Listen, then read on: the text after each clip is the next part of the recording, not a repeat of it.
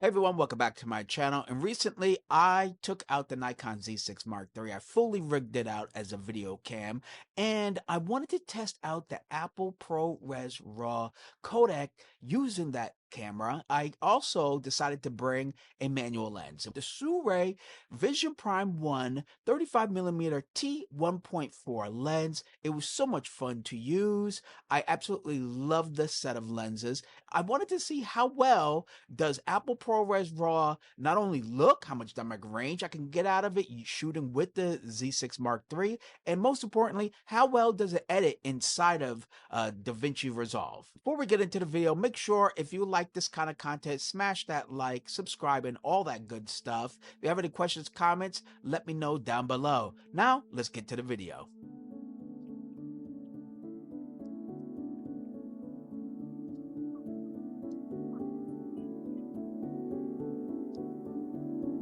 Don't know.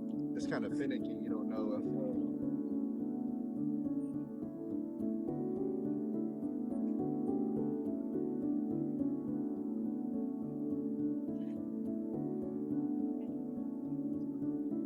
Oh, get that action.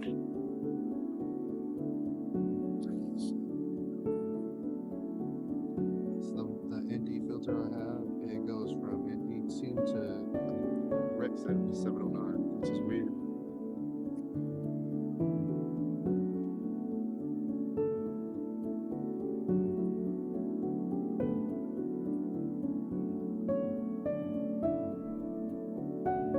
That does look dope. That's at that slow-mo? Yep, that's at 60.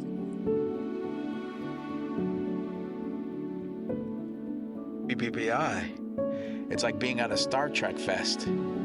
That's what it reminds me of, you know?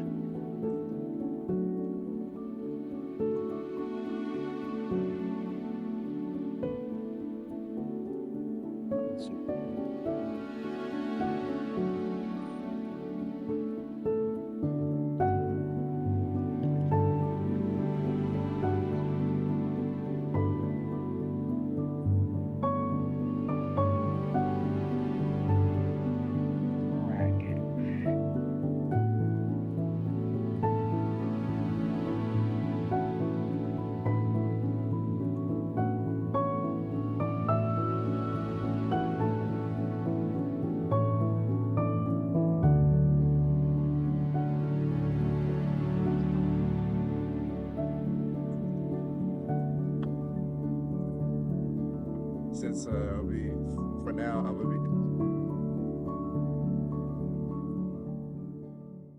Now I want to take a second to talk about my experience in editing for the first time ProRes RAW coming from the Nikon Z6 Mark III. Now the software that I use is Blackmagic's DaVinci Resolve software, and I'm just learning to get really into it. I really like it for numerous reasons that I'm sure many of you out there will agree with.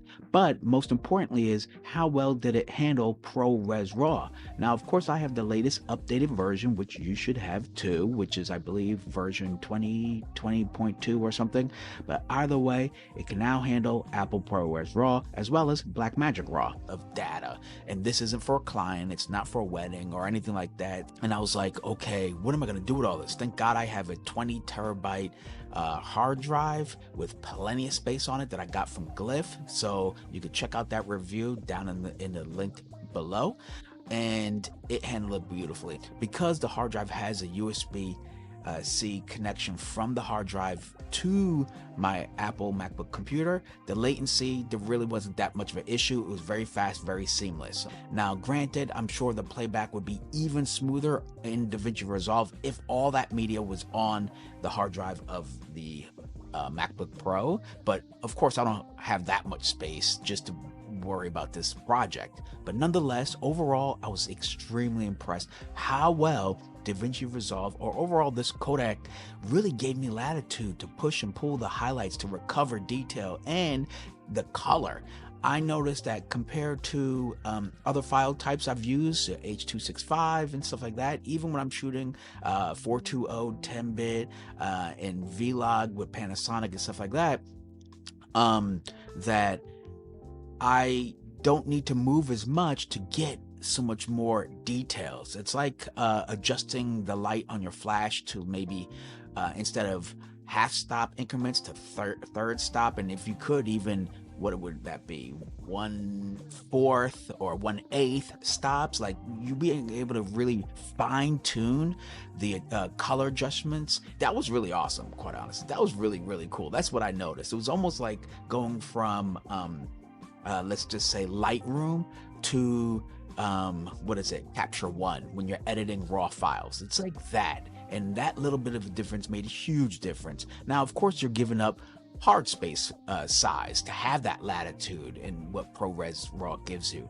Now, is ProRes RAW for everyone? Absolutely not. It's not for me for every day, but I can definitely see it for my filmmaking, 100%, especially when you know you need that much more dynamic range, that much more latitude in post-production.